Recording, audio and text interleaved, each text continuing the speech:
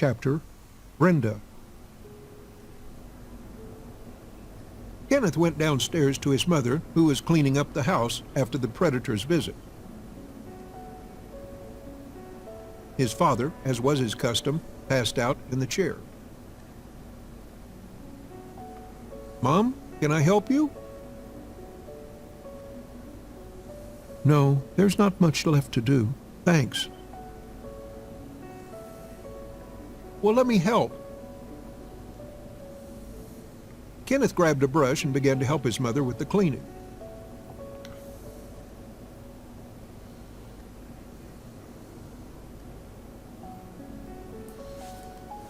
It went off auto again.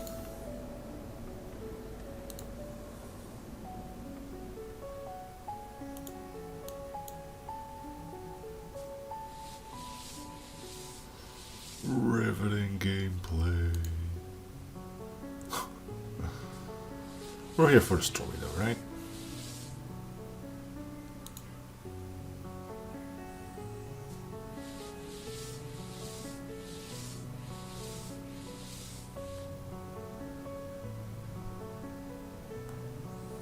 "Thanks.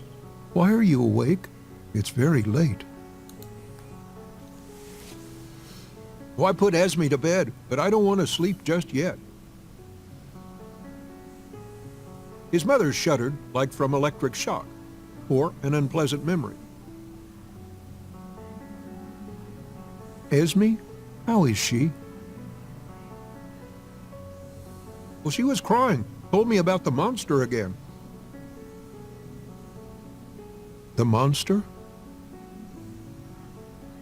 "Yep, her diary's full of notes about it." She also asked when Grandma was coming. "Carrie promised to visit us the other day." "Well, why do you always call Grandma by her first name?" Father's side. "She's your mother." Or not. "It's just like this. I didn't have a mom as a kid." "Well, everyone has a mother." "Yes, but it so happens that some kids are separated from their mothers while still very young. Sometimes without even knowing who their mom is." "Oh, it's terrible." Kenneth's mother was plunged into memories and could not stop herself from continuing her story. "I was Esme's age when I was sent to another country. To Australia, to a school for children without parents like me. I suffered there a lot. The heck? There were all kinds of monsters, and no one needed children. What? And only when I was 17, Carrie, your grandmother, rescued me by adopting. She had to overcome a lot of difficulties to do it. She is a real mother. But I was already an adult, so I got used to calling her by name. It was embarrassing to call her Mom. "Oh, that's too bad. I think she'd like that." Mother stroked his head, ruffling his hair. "You're always right. Do you know where the diary is?"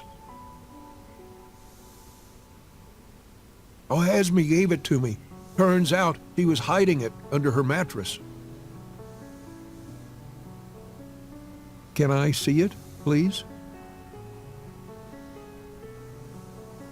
"Oh, I shouldn't." She promised to let me read it. "Oh, really?" "I'm telling the truth." Kenneth quietly entered the room.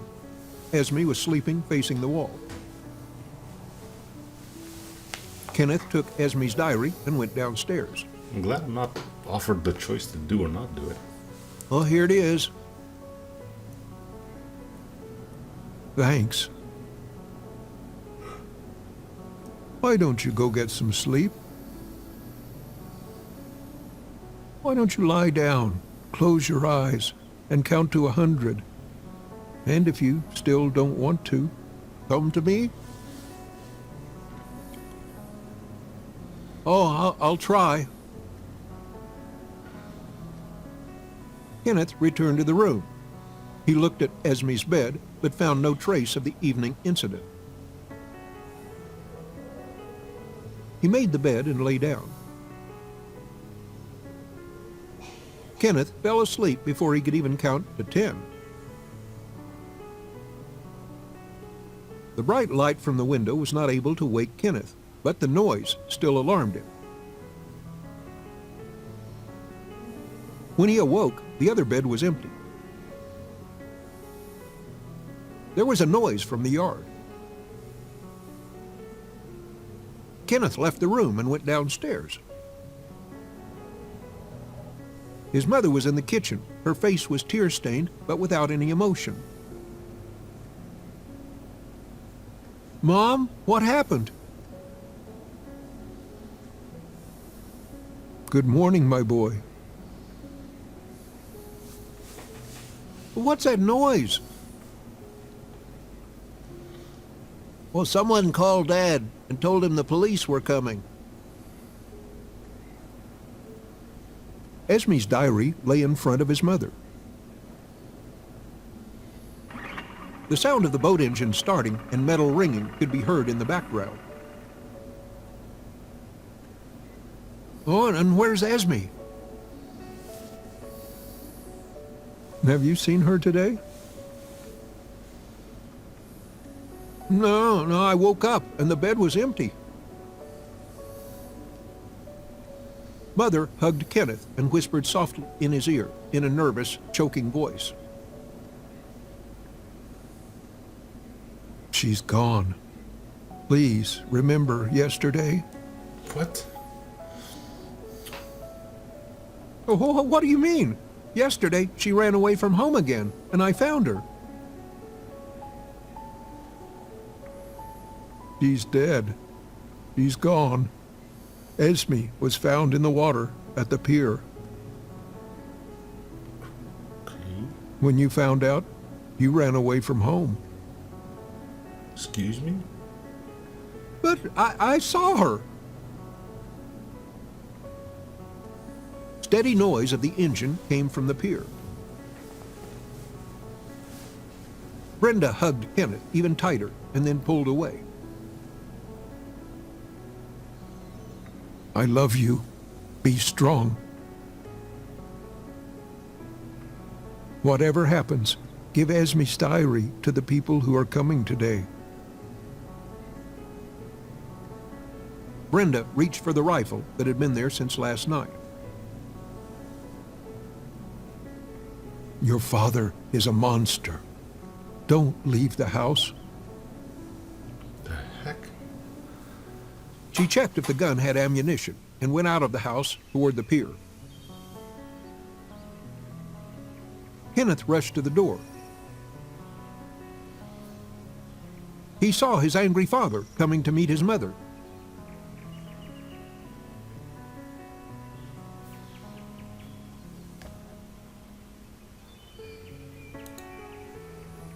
Mom, don't! There was a roar of briskly approaching cars and slamming doors nearby. Mother heard Kenneth and turned around, and Father snatched the gun and hit her in the face with a stock. Mother was bleeding from a split lip and nose. The police ran in and saw the skirmish. Graham, drop your weapon! The confused father turned around, pointing the rifle right at the police. Brilliant move. Thunder rumbled.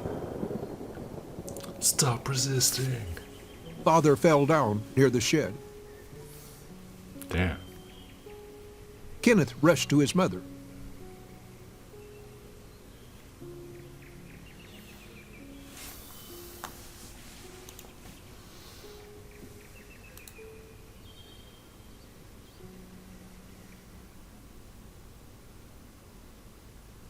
Мама, мне снилось море без берегов. В этом чудесном море не было островов. Мама, я был дельфином, плыл по Missed something?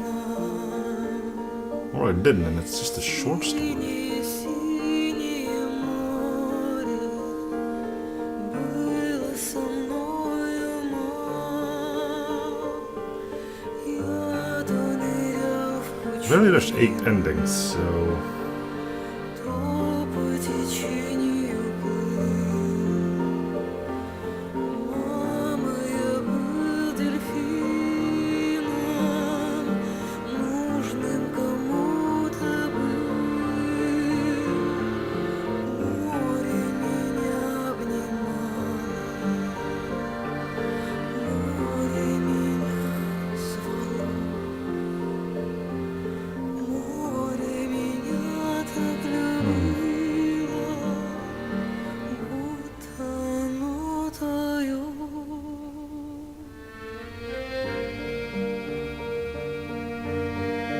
I got a lot shorter than I expected.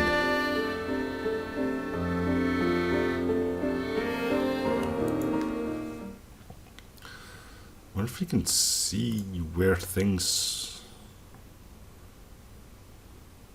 Yeah, right. So we can split off here, we can split off...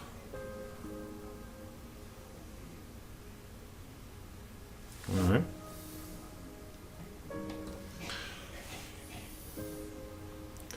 So I do kind of wonder what made the difference there. I'm assuming here it could be like whether we go check the shed or not. And here... I don't know.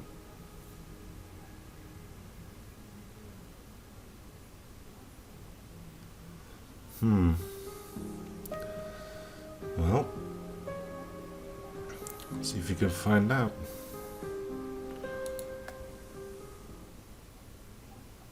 Chapter. Kenneth fell asleep from exhaustion while sitting on the floor. But a few minutes later... I'm assuming this is just skip to first choice. Oh, he was a great dog. He could cling to the throat and not let go till the end.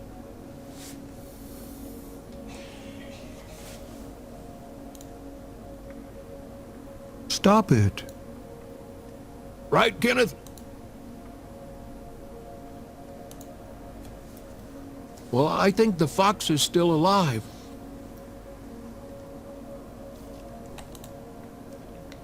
Father threw down an appraising look. Yeah, you're right. He grabbed the fox and took it outside. So this way we're skipping the entire scene where we get quote-unquote angry with the sister. Well, follow me. Kenneth had seen the carcasses of dead animals brought from the hunt, but now he was uneasy. Father went to the shed, turned on the light near it, and took out a rope. He tied one end of the rope to some fitment, and on the other made a noose that threw on a paw of the wounded fox. Father handed Kenneth the rifle. Seriously, dude? Oh, what for? Well, someone has to do it. I'm not like a 10-year-old or something. Why don't you just let it go? Oh, it's a goner. Look. You're just going to ease its suffering. Kenneth looked at the barely alive fox that was gnawing its tied-up paw. Father handed the rifle to Kenneth and put his finger on the trigger. You see the scars on its side? Where do you think they came from? Well, I don't know. Well, Baloo did them while defending our land, but this dirty rat clung to his throat. Avenge Baloo! Shoot! Kenneth suddenly became filled with anger. He aimed, but immediately put the rifle down. I won't do it. Father took the rifle, put it back on his shoulder, and went into the shed. He came out with a knife and went to the fox, then bent over it, muttering something under his breath. Easy, easy. A moment later, the fox ran away into the darkness, and Father had a cut noose and a small bite on his hand. Well, I tried to do what's best. I thought it'd make you feel better, you know. Kenneth was silent. Death happens every moment. There's no escape. You have to learn to let it go, not to live in the past, but to see the present. Otherwise, the past will haunt you for the rest of your life, until the last day. It will devour you, piece by piece. Kenneth remembered Baloo, but kept it together, listening to his father's drunken monologue. Are you listening? Yes. This world was killing me, and then I went to war, taking revenge on the world, but it gave me nothing. This world will show no mercy, and if you can't accept that, it'll throw you high into the sky, and then it'll smash you into the ground with all its might. And this will continue forever. I lost my best friend in the war. When I came back, my mother, your grandma, died a couple of years later. How? She got under the press for clothes drying. Kenneth was impressed and depressed at the same time. He didn't know what to say, but he felt the need to try to keep the conversation going. Is it true that this fox killed Baloo? No, I'm sorry. Well then, why did you tell me that? I could have killed an innocent animal. Well, I thought it'd make you feel better. Let go of the past and all. About Baloo, you seem to have forgotten, even though it's happened recently. He had a huge tumor in his belly. He just couldn't bear it. So we had to put him down. Go inside. How old is this kid anyway? This was Kenneth's first sincere conversation with his father. Kenneth went to his room. After entering the room, Kenneth saw Esme sitting on the floor and staring aimlessly out the window. Can't sleep? Kenneth sat down next to her. Nope. Why aren't you sleeping? I mean, this will be a bit different too, right? Yeah, I can't either. Did the fox run away? Well, how did you know about it? Oh, I peeked out the window. It did. Pity. Hmm? About the fox? Well, the fox too. Who are you talking about? Poor Dad. Why pity him? I don't know. He's always so grumpy and angry. Esme was about to cry. I wouldn't want to be angry and sad. Poor Mom. And poor you. Poor everyone. Didn't have to make a choice on Dad on this one. Esme burst into tears. Kenneth rushed to hug her. Oh, it's okay. Don't cry. But why is he so angry? How come? Well, he is being a little bit of a, you know. Oh, it's all his fault. Maybe. I want to sleep, but I can't. Stupid day. Well, let's play. I have a riddle for you. If you can't guess, you'll try to sleep again. Oh, sure. But what if I don't guess? Esme's brow furrowed, showing a complex thinking process. Nothing. Oh, I don't know. Why do lions eat raw meat? Oh, it's easy. They have paws. They can't cook. Oh, you've heard this riddle before. Now it's your turn. Sad and beautiful, but not me. Oh, is that your riddle? Yes, it is. Is it Mom?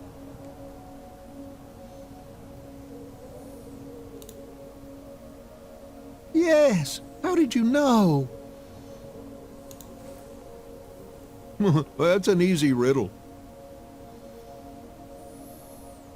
I guess. Esme yawned and stretched herself.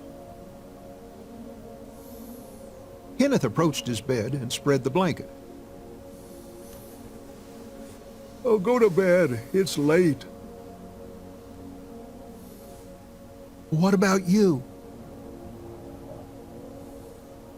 I'll guard the house for monsters. Kenneth waited for Esme to fall asleep